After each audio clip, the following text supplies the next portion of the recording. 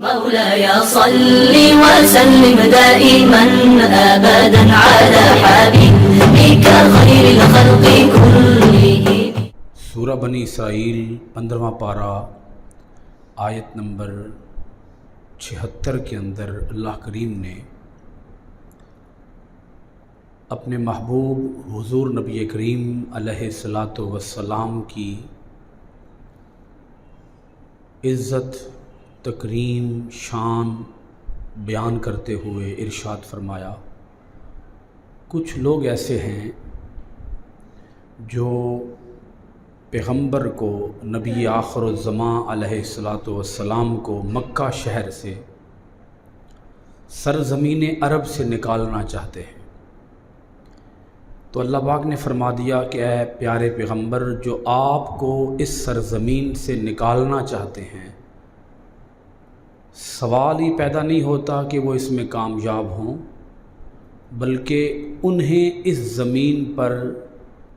زمین پر رہنے ہی نہیں دیا جائے گا اور انہیں اس زمین سے نکال دیا جائے گا۔ آیت کے الفاظ سنیے گا، سورہ بنی اسرائیل آیت نمبر 76۔ وَإِن كَادُوا لَيَسْتَفِزُّونَكَ مِنَ الْأَرْضِ لِيُخْرِجُوكَ مِنْهَا وَإِذًا لَا يَلْبَثُونَ خِلَافَكَ إِلَّا قَلِيلًا۔ اور انہوں نے ارادہ کر لیا ہے کہ پریشان اور مضطرب کر دیں آپ کو اس علاقہ سے، تاکہ نکال دیں آپ کو یہاں سے، اور اگر انہوں نے یہ حماقت کی تب وہ نہیں ٹھہریں گے یہاں آپ کے بعد مگر تھوڑا عرصہ۔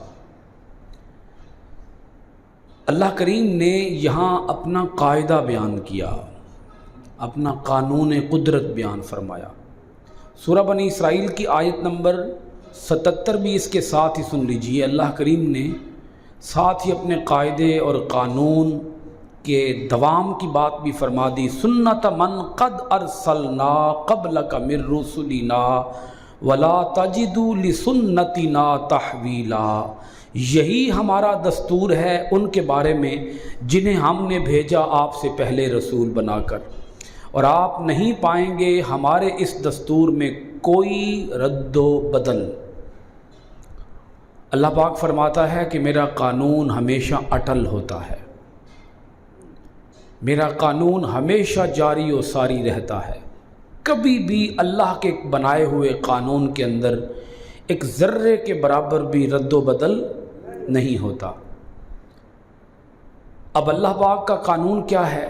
قانون یہ ہے کہ جس قوم نے پیغمبر، کسی بھی نبی سے، رسول سے، پیغمبر سے ٹکر لی ہے، اللہ نے اس ٹکر لینے والے کو پاش پاش کر دیا ہے، اسے ریزہ ریزہ کر دیا ہے، اسے تہس نہس کر دیا ہے۔ پیغمبروں کو جو اذیتیں دی گئیں، تکلیفیں دی گئیں، اللہ پاک فرماتا ہے کہ ہر پیغمبر کے پیچھے ہماری طاقت موجود ہوتی ہے، بلکہ اللہ پاک فرماتا ہے ہم موجود ہوتے ہیں پیغمبر کے پیچھے۔ پیغمبر ہماری پناہ میں ہوتا ہے، پیغمبر کی پشت پناہی ہم خود کر رہے ہوتے ہیں۔ مجال ہے کہ کوئی معاذ اللہ پیغمبر کو کوئی نقصان پہنچا سکے، گزند پہنچا سکے، پیغمبر کے خلاف وہ کوئی سازش کامیاب بنا سکے۔ تو اللہ پاک نے اپنے آخری پیغمبر حضور نبی کریم علیہ الصلاۃ والسلام کو فرمایا کہ ان کفار مکہ نے یہ ارادہ کر لیا ہے، تہیہ کر لیا ہے کہ وہ آپ کو پریشان اور مضطرب کرے۔ کیسے؟ کہ وہ آپ کو سرزمین عرب سے نکال دے۔ اب آگے اس کا جواب تو یہ ہونا چاہیے تھا کہ اے پیغمبر، یہ آپ کو نکال نہیں پائیں گے، یہ اپنی سازش میں کامیاب نہیں ہو پائیں گے، لیکن اللہ پاک نے اس کی نفی کرنے کی بجائے اس سے بھی بڑی بات فرما دی۔ فرمایا کہ اگر انہوں نے یہ حماقت کی تب وہ نہیں ٹھہریں گے یہاں آپ کے بعد مگر تھوڑا عرصہ۔ اگر انہوں نے نکالنے کی کوشش کی تو اے پیغمبر صلی اللہ علیہ وآلہ وسلم، انہیں خود بھی یہاں رہنا نصیب نہیں ہوگا، یہ کیسے ممکن ہے کہ پیغمبر کو یہاں سے نکال کے پیغمبر کو کسی اذیت میں مبتلا کر کے تو خود سکھی رہیں؟ اب اس کی دو مختلف تشریحیں ذرا سمجھ لیں۔ ایک یہاں یہ سوال پیدا ہوتا ہے کہ حضور نبی کریم علیہ الصلاۃ والسلام کو مکہ کے لوگوں نے نکالا تو ہے، تو اس کا جواب یہ ہے مکہ سے نکالا ہے، سرزمین عرب سے تو نہیں نکالا۔ دوسرا اس کا جواب یہ ہے کہ اگر مکہ سے بھی نکالا ہے تو اللہ پاک کا تو وہ وعدہ پورا ہوا ہے۔ حضور علیہ الصلاۃ والسلام تو اللہ کے حکم پہ مکہ شہر سے ہجرت کر کے مدینہ شریف تشریف لے گئے، لیکن اللہ کا وہ وعدہ پورا ہو کر رہا۔ ہجرت کے 1.5 سال بعد غزوہ بدر ہوتا ہے، اور جتنے سرداران مکہ، قریش مکہ کے بڑے بڑے لیڈرز جو اپنے غرور اور تکبر میں مبتلا تھے، اللہ پاک نے ان سب کو غزوہ بدر کے اندر ہلاکت کا نشان بنایا ہے۔ وہ سب کے سب واصل جہنم ہوئے ہیں، اور حضور نبی کریم علیہ الصلاۃ والسلام نے بدر کے میدان کے اندر کافروں کی لاشوں کو ایک گڑھے میں ڈال کے، تو حضور نبی کریم علیہ الصلاۃ والسلام نے لاشوں کو مخاطب کر کے فرمایا، دیکھ لو میرے رب کا وعدہ پورا ہو گیا ہے، تم عذاب کو پہنچ چکے ہو، تم عذاب کو پا چکے ہو۔ تو یہ قانون قدرت ہے کہ جو بھی دین اسلام کی مخالفت کرے گا نہیں بچے گا۔ یہ ہو نہیں سکتا کہ اسلام کی مخالفت کرنے والا سلامت رہے، اس کی عزت رہے، اس کی ناموری ہو، اس کی شہرت ہو، اس کو کوئی مقام حاصل ہو، یہ نہیں ہو سکتا۔ ہاں، اللہ پاک کا قانون یہ ہے، جو اسلام کی مدد کرتا ہے، جو اسلام کی تبلیغ کرنے کے لیے کوشاں رہتا ہے، اسلام کو سپورٹ کرتا ہے، اللہ پاک فرماتا ہے میں اس کے ساتھ ہوتا ہوں، اس کو عزت عطا فرماتا ہوں، اس کو سربلندی عطا فرماتا ہوں۔ جتنے بھی پیغمبر آئے، ان پیغمبروں کے خلاف جس نے بھی کوئی قدم اٹھایا ہے تو اللہ پاک نے اس کو 2 گنا عذاب کا مزہ دیا ہے۔ آپ دیکھیں، حضرت موسیٰ علیہ السلام کو مدین سے نکالا گیا، حضرت موسیٰ علیہ السلام کو مصر سے نکالا گیا، آپ مصر سے ہجرت کر کے مدین کی طرف تشریف لے گئے، اور پھر مدین سے ہجرت کر کے مصر میں دوبارہ داخل ہوئے۔ جب دوبارہ داخل ہوئے تو اور عزت کے ساتھ، شان کے ساتھ، فاتحانہ انداز میں فرعون غرق ہوا، اس کے ماننے والے غرق ہوئے، قبطی غرق ہوئے، تو اللہ پاک نے فرمایا کہ اے موسیٰ، ہم نے اس مصر میں آپ کو دوبارہ داخل فرمایا ہے جس مصر سے آپ کو نکالا گیا، لیکن جب دوبارہ داخل فرمایا تو آپ کی عزت اور بڑھا دی، آپ کی شان شوکت میں اور اضافہ فرما دیا۔ اسی طرح آپ غور کریں، نبی کریم علیہ الصلاۃ والسلام کو مکہ شہر، آپ مکہ شہر سے ہجرت کر کے مدینہ شریف تشریف لے گئے، لیکن جب مدینہ شریف تشریف لے گئے تو ٹھیک 8 سال کے بعد آقا علیہ الصلاۃ والسلام کیا دوبارہ مکہ میں فاتحانہ انداز میں داخل نہیں ہوئے؟ آپ نے مکہ کو فتح نہیں فرمایا، حضور علیہ الصلاۃ والسلام نے مکہ شہر فتح کیا، خانہ کعبہ کو بتوں سے پاک کیا۔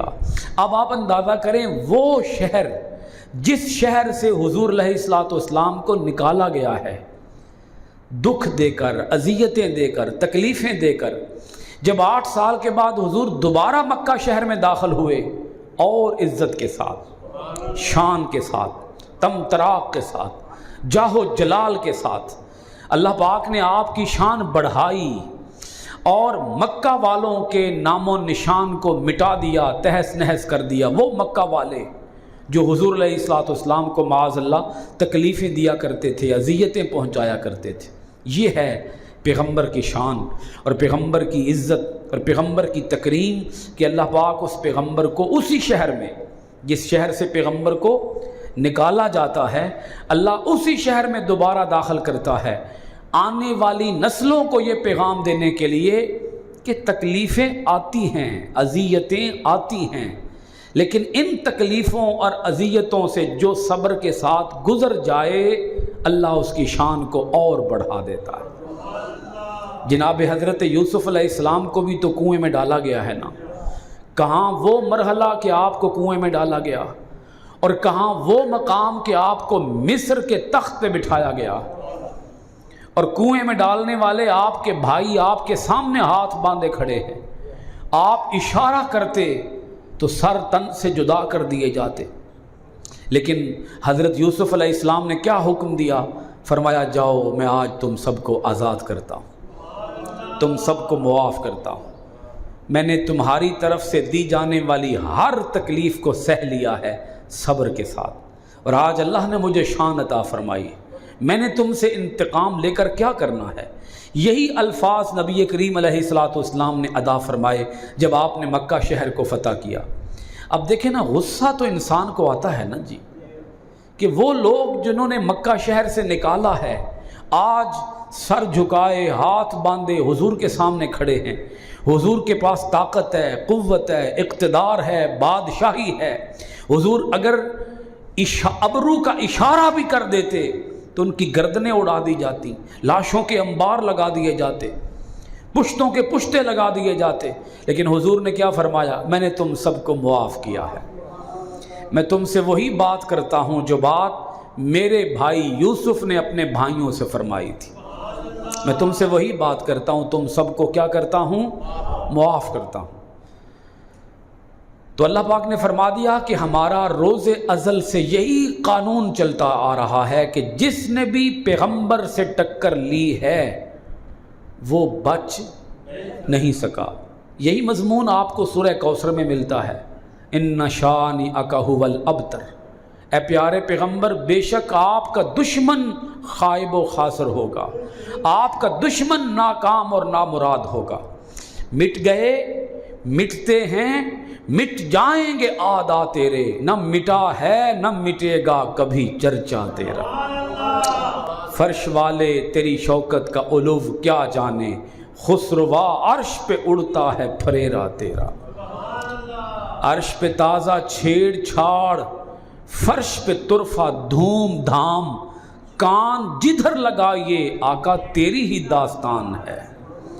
آپ دیکھیں نا، کہاں وہ وقت کہ حضور علیہ الصلوۃ والسلام کو مکہ شہر سے نکالا جا رہا ہے، کہاں وہ وقت، اور آج کہاں یہ وقت کہ روئے زمین کا کوئی ایسا گوشہ نہیں، کوئی ایسا چپا نہیں جہاں حضور کا نام لیوا موجود نہ ہو۔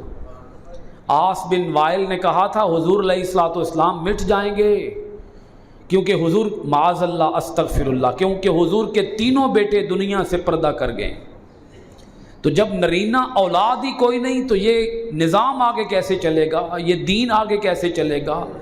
یہ معاذ اللہ محمد صلی اللہ علیہ وآلہ وسلم جب تک ہیں اس وقت تک دین چلا جائے گا، ادھر ان کی آنکھیں بند ہوں گی، ادھر دین کا نام و نشان تک مٹ جائے گا۔ رب نے فرمایا ان شانئک ھو الابتر، آس بن وائل سن لے، تو مٹے گا، تیرا نام و نشان مٹے گا، میں تجھے تباہ و برباد کر کے رکھ دوں گا۔